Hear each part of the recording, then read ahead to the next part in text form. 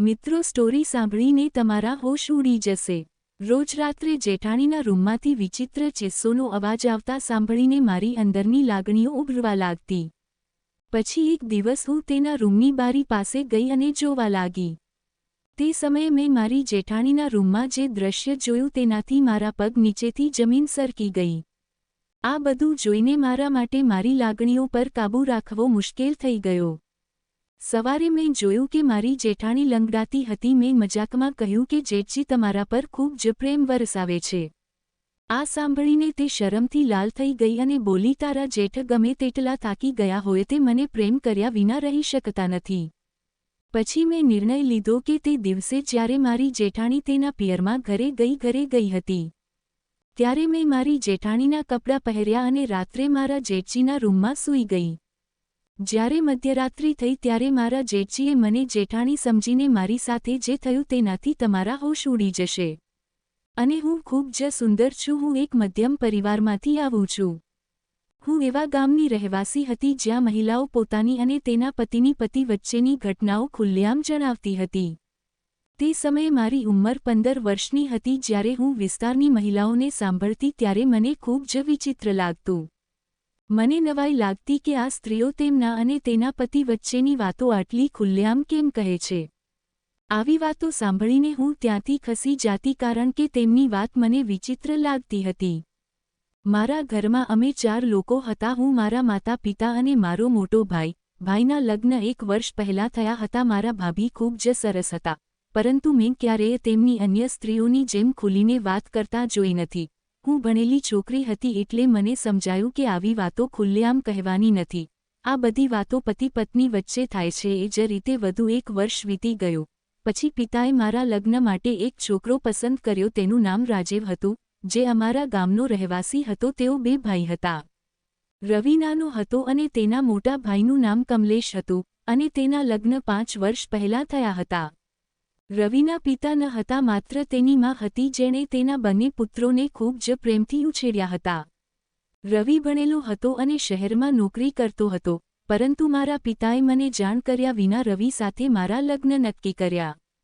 પછી 1 મહિના પછી મારા લગ્ન થયા। લગ્ન દરમિયાન હું મારા પતિને જોઈ શકી ન હતી અને આ જ કારણ હતું કે હું ખૂબ જ દુઃખી હતી। મારા સાસરિયાઓ પાસે ઈંટનું જૂનું ઘર હતું જેમાં 1 આંગણું અને 4 ઓરડા હતા। આખા ઘરમાં એક જ બાથરૂમ હતું। કોઈક રીતે દિવસ વીતી ગયો અને રાત થઈ ગઈ। આજે મારા લગ્નની પહેલી રાત હતી। હું મારા રૂમમાં મારા પતિની રાહ જોતી બેઠી હતી। થોડીવાર પછી રાજીવ રૂમમાં આવ્યો અને તેના હાથમાં દૂધનો ગ્લાસ હતો। પહેલીવાર મેં તેને જોયો। તે દેખાવમાં ખાસ ન હતો અને નબળો દેખાતો હતો। મને આ બધું જોઈને નવાઈ લાગી, પણ વિચાર્યું કે લગ્ન પછી કદાચ તેઓ સ્વસ્થ થઈ જશે। તે સમયે મેં આ વાતને હટાવી દીધી હતી કારણ કે આજે મારા લગ્નની રાત હતી।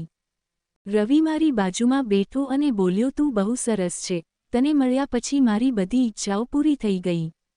રાજીવે મને દૂધનો ગ્લાસ આપ્યો અને કહ્યું કે આપી લે। મેં કહ્યું, હું તમારી પત્ની છું, તમે પહેલાં પી લો। તેણે ગ્લાસમાંથી થોડું દૂધ પીધું અને પછી મેં બાકીનું પીધું।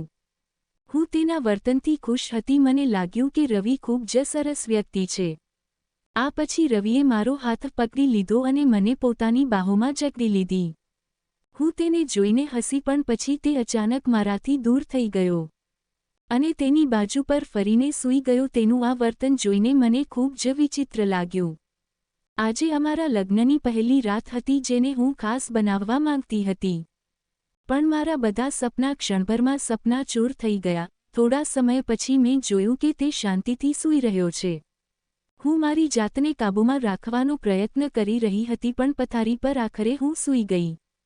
જ્યારે સવાર થઈ અને હું જાગી તો મેં જોયું કે મારી જેઠાણી વાસણો ધોતી હતી। હું બાથરૂમમાં ફ્રેશ થઈને બહાર આવી અને મારી જેઠાણી પાસે ગઈ અને તેને મદદ કરવા લાગી। જેઠાણીએ કહ્યું, જુલી, આજની રાત કેવી રહી? તને મજા આવી? હું તેના શબ્દો સાંભળીને મૌન રહી કારણ કે મને શરમ આવતી હતી। કામ કરતાં કરતાં અમે બંને વાતો કરતા હતા। એટલામાં તેના 2 વર્ષના પુત્રના રડવાનો અવાજ આવ્યો। તે કહેવા લાગી, જુલી, કૃપા કરીને આ વાસણો ધોઈ લે, હું મારા પુત્રને જોઈને આવું। વાસણો ધોયા પછી હું રસોડામાં ગઈ અને મારા સાસુને મદદ કરી। તે શાકભાજી કાપી રહી હતી। મને જોતાં જ તેણે કહ્યું, વહુ આવ, શાક કપાઈ ગયું છે, તમે બધા માટે ચા બનાવી લ્યો. થોડા સમય પછી મેં ચા બનાવી અને બધાને આપી, અને પછી મારી જેઠાણી સાથે રસોઈ બનાવવાનું શરૂ કર્યું. આમ ધીમે ધીમે 5 દિવસ વીતી ગયા હતા. પરંતુ દર રાત્રે હું મારા પતિ પ્રત્યે વધુને વધુ નિરાશ થતી જતી હતી.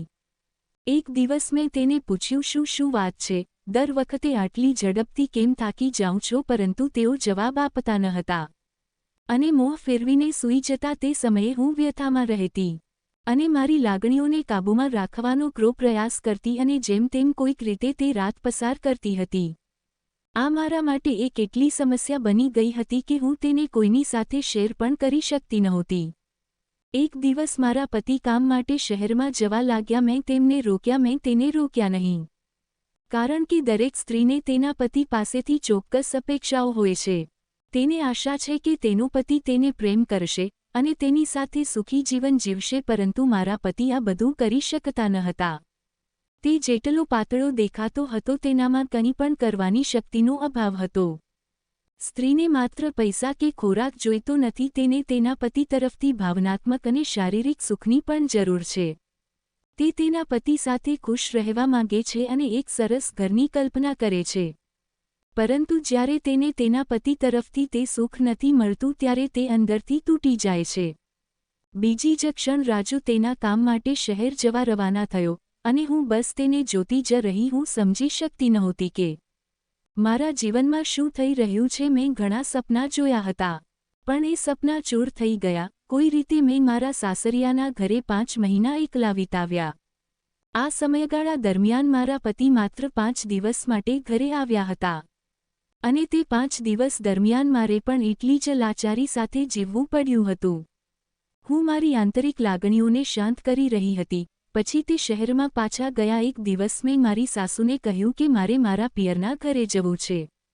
મારી સાસુએ મને મારા પિયરના ઘરે જવાની પરવાનગી આપી. બીજે દિવસે હું મારા જેઠ સાથે મારા પિયરના ઘરે આવી.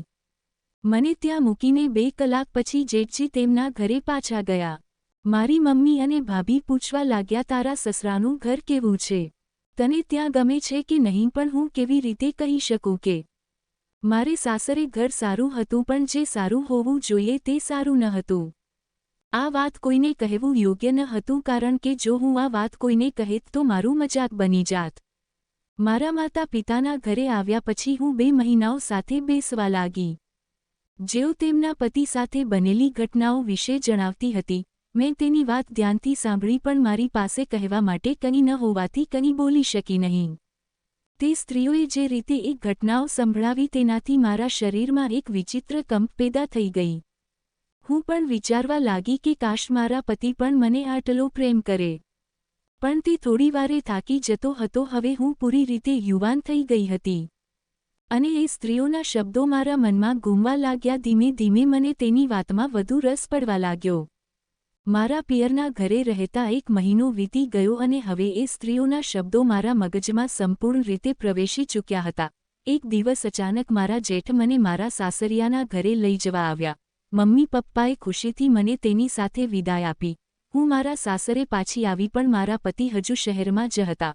હું એ જ ઉદાસી સાથે ફરી એ ઘરમાં રહેવા લાગી. ઉનાળાના મહિનાઓ ચાલતા હતા અને આવી ગરમીમાં પણ જેઠજી તેની પત્ની સાથે તેના રૂમમાં સૂઈ જતા. એક રાત્રે લગભગ 1 વાગ્યાની આસપાસ જ્યારે હું બાથરૂમ જવા માટે ઉઠી ત્યારે મેં તેના રૂમમાંથી વિચિત્ર અવાજો સાંભળી. તેના રૂમમાં પહોંચતા જ મેં જોયું કે બારી ખુલ્લી હતી. એક પાછો પ્રકાશ ફેલાઈ રહ્યો હતો. જ્યારે મેં અંદર જોયું તો મારું હૃદય લાગણીઓના તરંગોથી ભરાઈ ગયું હતું. એ રાત્રે મેં જે જોયું તેનાથી મારી અંદર એક તોફાન ઊભું થયું. મને લાગ્યું કે કાશ મને પણ મારા પતિ તરફથી આવો પ્રેમ અને સ્નેહ મળે. પણ મારા હૃદયમાં એક ડર પણ હતો કે કોઈ મને આ રીતે ડોકિયું કરતા જોઈ ન લે. હું ઝડપથી બાથરૂમમાં ગઈને મારા રૂમમાં પાછી આવી અને સૂઈ ગઈ. પણ એ રાત મને ઊંઘ મારી આંખોથી કોશો દૂર લાગી. હું મારા પલંગ પર સૂઈ ગઈ અને મારી જાતને કોસતી રહી. ધીરે ધીરે મારા લગ્નને 1 વર્ષ વીતી ગયું.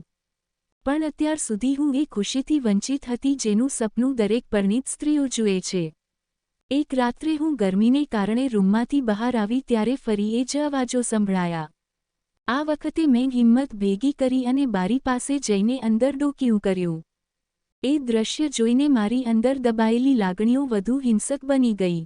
સવારે મેં જોયું કે મારી જેઠાણી લંગડાતી હતી. મેં તેને મજાકમાં પૂછ્યું, શું વાત છે જેઠાણીજી, તમારી તબિયત સારી નથી? તો તેણે હસતા હસતા કહ્યું, મને મારી પીઠમાં થોડો દુખાવો લાગે છે. જો હું દવા લગાવીશ તો હું ઠીક થઈ જઈશ. મેં મજાકમાં કહ્યું, લાગે છે કે જેઠજી તમારા પર ખૂબ જ પ્રેમ વરસાવે છે. આ સાંભળીને તે શરમથી લાલ થઈ ગઈ અને બોલી, તારા જેઠ ગમે તેટલા થાકી ગયા હોય તે મને પ્રેમ કર્યા વિના રહી શકતા નથી. તેમની વાત સાંભળીને મારા દિલમાં એક વિચાર આવ્યો કે કાશ મારા પતિ પણ મને આટલો પ્રેમ કરે. પરંતુ મારું દુઃખ ત્યારે વધુ વધી ગયું જ્યારે મારી જેઠાણીના માતાના ઘરેથી ફોન આવ્યો કે તેની માની તબિયત સારી નથી. બીજા દિવસે તે તેના માતા પિતાના ઘરે ગઈ. તેણે મને કહ્યું કે કૃપા કરીને દૂધ ગરમ કરીને રાત્રે મૂકી દેજે, એટલે કે મારા જેઠજીને આપજે. મેં તેને વચન આપ્યું હતું કે હું તેની સંભાળ રાખીશ. સાંજે જ્યારે જેઠજી ઘરે પરત ફર્યા ત્યારે મેં તેમના માટે દૂધ ગરમ કરીને તેના રૂમમાં તેમને આપ્યું. ત્યાં એક ધૂંધળો પ્રકાશ હતો અને તેઓ પલંગ પર આડા પડ્યા હતા. દૂધ રાખ્યા પછી હું પાછી મારા રૂમમાં આવી, પણ મારા મનમાં હલચલ થવા લાગી ગઈ.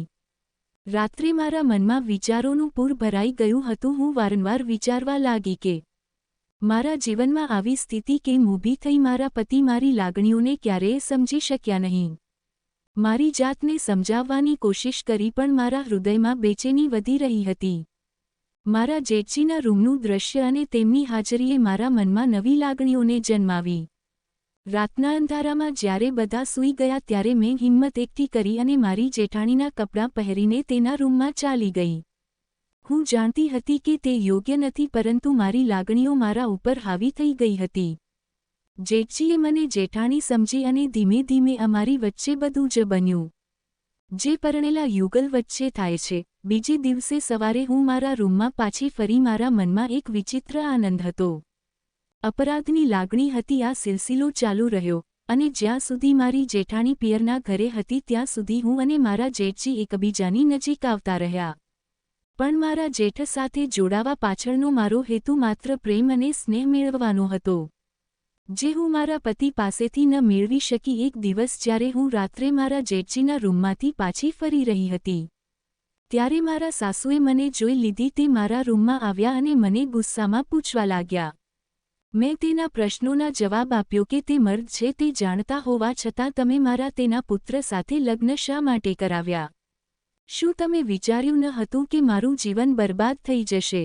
મારી વાત સાંભળીને મારી સાસુ ચૂપ થઈ ગયા. તેણે સંમતિ આપી કે તેણે આ લગ્ન પોતાની ઇજ્જત બચાવવા માટે કરાવ્યા હતા. પણ આ બધું સાંભળીને મેં જે કહ્યું તે તેણે તેના પુત્રને કહ્યું. રાજુએ મારી સાથે વાત કરવાને બદલે ફોન કાપી નાખ્યો. આ ઘટના પછી મેં કાયમ માટે મારા પિયરના ઘરે પાછા ફરવાનું નક્કી કર્યું. ઘરે પહોંચ્યા પછી મેં મારી માતા અને ભાઈને બધું કહ્યું. તેણે મારી સાસુને ઠપકો આપ્યો અને મને કહ્યું કે હવે અમે તારું જીવન ફરી સારું બનાવી દઈશું. થોડા દિવસ પછી મારા ભાઈએ અમિત નામના વ્યક્તિ પાસેથી મારા માટે રિશ્તો શોધી કાઢ્યો. અમિતનો સ્વભાવ ખૂબ જ સારો હતો અને તેની પહેલી પત્નીનું 6 મહિના પહેલાં અકસ્માતમાં મૃત્યુ થયું હતું.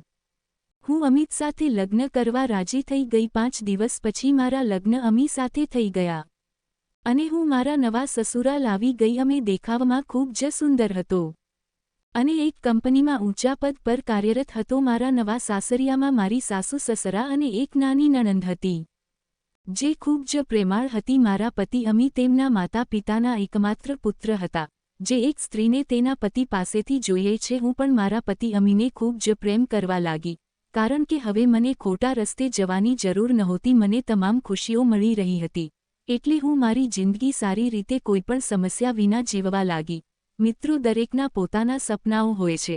એ જ રીતે જ્યારે એક સ્ત્રી તેના સસુરાલમાં જાય છે તે ઘણા સપનાઓ અને ઈચ્છાઓ લઈને જાય છે, પણ જ્યારે તે ઈચ્છાઓ પૂરી થતી નથી ત્યારે તે બીજા રસ્તે ચાલવા મજબૂર થાય છે.